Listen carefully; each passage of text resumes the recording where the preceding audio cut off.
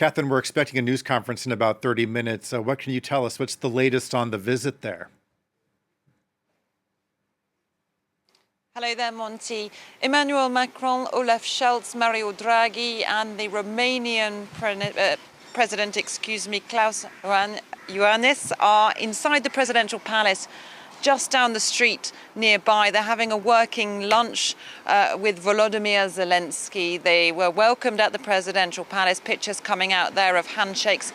Before that, they'd been visiting the heavily damaged Kyiv suburb of Irpin, which was where Russian forces had reached as they tried to take the capital. And the leaders there visited a bombed-out building and surveyed some of the damage. Emmanuel Macron said it was very moving to see the destruction, to see that schools, houses had been bombed in this European city, as he called it. So now comes down to the business side of the visit. They'll be talking about arms deliveries. This is a message we have heard being hammered home daily by European leaders, and they'll be calling again for more artillery, more heavy weapons to arrive in Ukraine quickly and be sent to the east, without which they say they cannot win this war. There's also the question of EU membership. Ukraine's bidding to join the EU.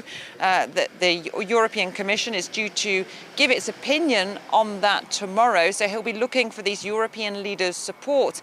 Emmanuel Macron has previously said in an interview it could take Ukraine decades to get full membership. Others have been pressing for a more fast-track approach, so an awful lot to talk about at this working lunch today.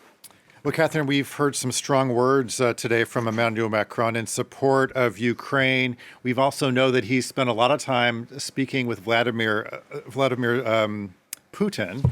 Can you just tell us how Macron is being received there?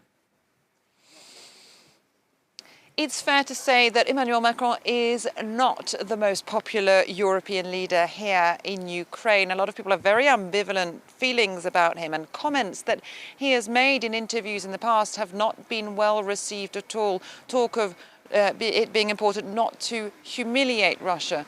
Talk of negotiations, even though that's something that's been brought up by Zelensky himself, have not gone down well. So this is an important visit, really, in terms of the relations that Emmanuel Macron hope to establish in the eyes of the Ukrainian people, his image here.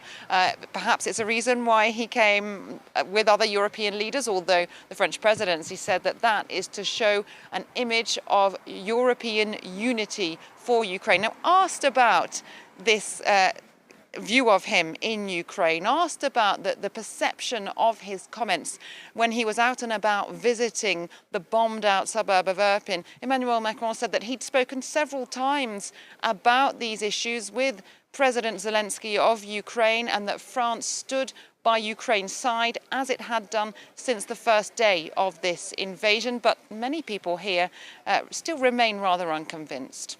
Okay, Catherine Norris Trent reporting for us from Ukraine. Catherine, thanks a lot.